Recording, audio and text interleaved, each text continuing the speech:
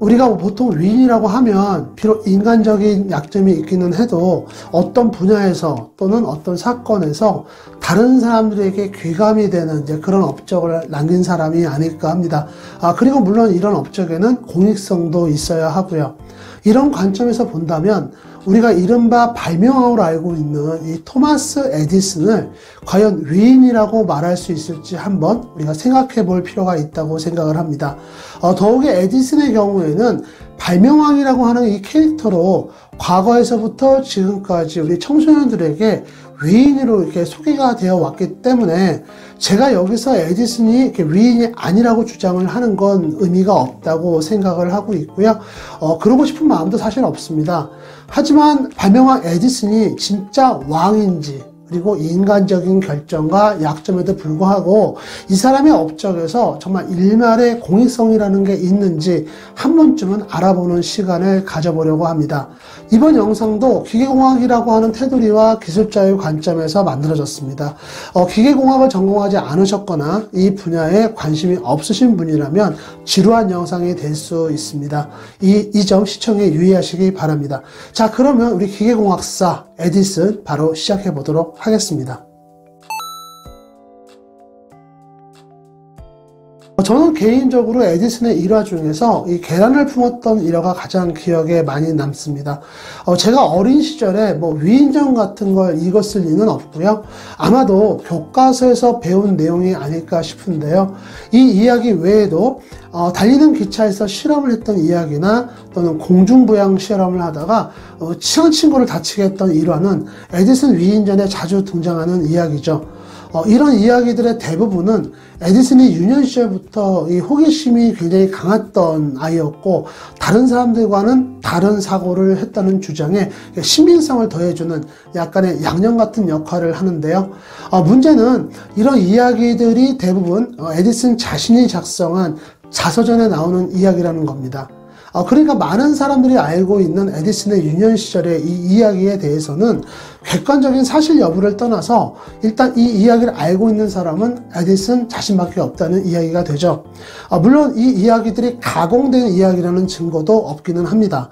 하지만 이런 불분명한 이야기를 통해서 이 자라나는 청소년들한테 교훈이라든가 또는 배울 점을 강요하는 게 과연 옳은 일인지에 대해서는 저는 여러분들에게 오히려 좀 묻고 싶은 입장입니다. 더욱이 이런 에디슨의 유년 시절 일화 중에는 지금 현대 사회의 문화나 법규의 측면에서 본다면 상당히 기괴하다고 볼 수 있는 일들이 많습니다. 그래서 저는 청소년들한테 이 에디슨의 유년 시절을 통해서 어떤 교훈이나 또는 배울 점을 강요하는 일은 앞으로 우리가 좀 지양해야 하는 일이 아닌가 싶어요. 에디슨 개인과 그의 회사가 보유한 특허를 모두 다 합치면 약 1000개 정도가 됩니다. 그리고 자잘한 지적재산권까지 다 합치면 그 수가 약 2000여 개에 달하는데요. 이 숫자만 보면 정말 에디슨은 발명왕이 맞는 것 같기는 하죠. 하지만 특허나 실용신안을 우리가 한 번이라도 등록해 보신 분들은 아시겠지만 어떤 아이디어를 가지고 거기에 대해서 어떤 진보성과 유용성을 증명하는 일이 그렇게 호락호락하지 않습니다. 그렇기 때문에 이 기술자의 입장에서 본다 그러면 사실 이 에디슨이 가지고 있는 이런 기록들은 좀 비현실적이기도 해요. 하지만 결과만 보면 에디슨이 보유한 특허나 이 지적재산권의 숫자는 공식적으로는 다 사실이 맞습니다. 물론 이 중에는 에디슨 본인이 직접 발명한 것도 있습니다. 하지만 대부분은 그의 사업 수완을 통해서 획득한 것으로 보여요. 에디슨은 다양한 방법으로 다른 사람이나 다른 회사의 기술을 자신의 것으로 이렇게 만들어 왔는데요. 이런 방법 중에는 명의 이전, 회사의 인수합병 또는 소송 등 정말 다양한 방법이 동원이 되었습니다. 물론 이렇게 다양한 방법으로 이게 지적재산권을 취득하는 과정에서 크고 작은 분쟁들도 있기는 했지만 그렇다고 이 에디슨이 불법적인 행위를 했던 것은 아니에요. 그리고 특허를 통해서 사업을 확장했던 에디슨의 이 사업 방식은 제가 조금 후에 말씀드릴 이 특허 괴물이라고 불리는 지적재산권 전문회사의 초기 비즈니스 모델로 이렇게 진화를 하게 됩니다. 이런 일련의 이야기의 흐름을 본다면 에디슨한테 어울리는 별명은 이 발명왕이라기보다는 이 사업가가 아닌가 싶어요. 먼저 결론부터 말씀을 드리자면 전구를 처음 발명한 사람은 에디슨이 아닙니다. 최초의 전구는 1835년에 스코틀랜드의 제임스 버만 린지가 발명을 했어요. 하지만 이 초기 모델은 상품성이 너무 떨어져가지고 상용화되지는 못했고요. 그 이후에 1875년 영국의 조셉 윌슨 스완이라는 사람에 의해서 백열 전구로 이렇게 개량이 되었습니다. 그리고 이게 지금 현재 우리가 사용하고 있는 전구의 초기 모델이 되었고요. 그리고 에디슨은 이 백열 전구를 이 무단으로 도용해서 생산을 하다가 조셉 윌슨에게 이제 고소를 당하게 됩니다. 그래서 에디슨하고 조셉 윌슨은 아주 이제 피 터지는 소송전에 돌입을 하게 되는데요. 여기서 에디슨은 개처벌리게 됩니다. 그래도 나중에는 에디슨이 노열티를 줬는지 아니면 뭐 기술 협력을 했는지는 모르겠지만 이 백열 전구를 이제 합법적으로 생산을 하게 됩니다. 하지만 여기서 한 가지 우리가 아이러니한 부분이 있는데 원래 특허를 가지고 있던 조셉 윌슨보다 에디슨이 이 전구를 이용해서 더 많은 돈을 벌게 된다는 거죠. 아마도 초기에는 이 노열티 지불 형태로 전구를 생산하다가 나중에 이 개량 전구로 별도의 특허를 받은 게 아닌가 싶기는 하지만 어쨌든 이 전구를 통해서 사업을 일으킨 장본인은 에디슨이 맞습니다. 에디슨을 이야기할 때 이 영화하고 이 헐리우드 이야기만큼 재미있는 이야기는 아마 없을 것 같습니다. 일단 이 이야기를 풀어내기 위해서는 에디슨이 발명을 했다고 우리가 알고 있는 영사기에 대해서 먼저 알아봐야 되는데요. 원래 에디슨이 발명한 영사기는 지금 우리가 알고 있는 극장용 영사기와는 조금은 다른 제품입니다. 에디슨의 영사기는 한 사람이 이렇게 큰 상자를 들여다보는 그런 형태를 만들어졌는데요. 한마디로 1인용 그림 상자 같은 이제 그런 구조였다는 거죠. 에디슨이 이 영사기를 이렇게 만든 이유는 이 영사기를 더 많은 사람한테 판매할 목적이었던 것 같습니다. 하지만 그 이후에 프랑스의 리메르 형제는 현재 우리가 극장에서 여러 사람들이 함께 보는 형태의 영사기를 제작을 했고요. 또한 최초의 영화를 만들어냅니다.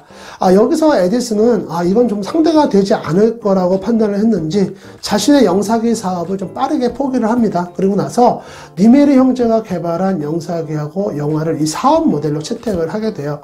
그러면서 자신의 영사기뿐만 아니라 그 영사기로 만든 모든 영화까지 다 특허로 묶어놓게 되는데요. 사실 이런 조치는 현재라면 거의 불가능한 일입니다. 하지만 이제 에디슨 당시에는 이게 가능했던 것으로 보여요. 그래서 미국의 많은 영화 제작자들이 에디슨하고 이제 그 회사를 피해가지고 멀리 도망을 가게 되는데요. 그때 영화인들이 도망을 간 곳이 지금의 헐리우드가 됐습니다. 아마도 당시에 헐리우드에서 영화를 만들었던 영화인들이라면 에디슨에 대해서 별로 좋은 감정을 갖고 있는 사람은 없을 것 같아요. 자, 에디슨하고 조선은 사실 직접적인 관계는 없습니다. 하지만 1887년에 경복궁을 시작으로 해서 전기로 이렇게 불을 밝히기 시작을 하는데요. 이때 조선에 전기 설비를 들여오고 시공을 했던 회사가 바로 제너럴 일렉트로닉스, 그러니까 GE가 됩니다. 제너럴 일렉트로닉스는 원래 에디슨 제너럴 일렉트로닉스로 에디슨의 회사죠. 2018년에 한국에서 방영이 됐던 미스터 선샤인이라는 드라마가 있었는데 여기에서 보면 당시에 이제 전기로 처음 점등식을 하는 장면이 아주 낭만적으로 나오기도 합니다.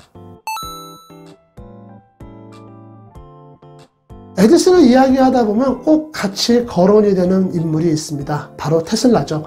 원래 테슬라는 에디슨이 운영을 했던 회사의 직원이었습니다. 하지만 에디슨이 직류전기를 가장 이상적인 전기의 형태로 주장을 했고 여기에 대해서 테슬라는 교류전기가 이상적인 전기의 형태라고 이렇게 상반된 주장을 하면서 이 둘의 갈등은 정말 막장으로 이렇게 치닫게 돼요. 그리고 이때 그 에디슨은 자신의 직원이었던 테슬라를 이렇게 좀 꼭 누르고 싶었던 것인지 테슬라가 주장하는 교류전기가 얼마나 위험한지를 보여주겠다면서 그 일념 하나로 개발한 장치가 있는데 그게 바로 미국에서 사용 집행에 쓰이는 전기의자입니다. 탄생 비하만 보면 좀 황당하긴 하지만 어쨌든 사용 집행에 사용되는 전기의자는 에디슨이 만들었고 이건 또 에디슨의 흑역사이기도 해요.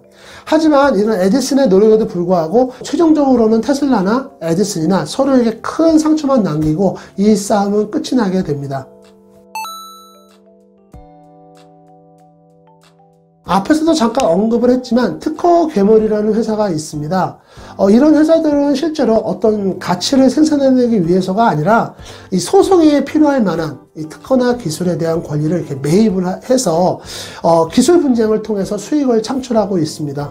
이름부터 벌써 굉장히 부정적이기는 하지만 사실 이런 회사들이 불법적인 행위를 통해서 이렇게 돈을 버는 거는 아니에요.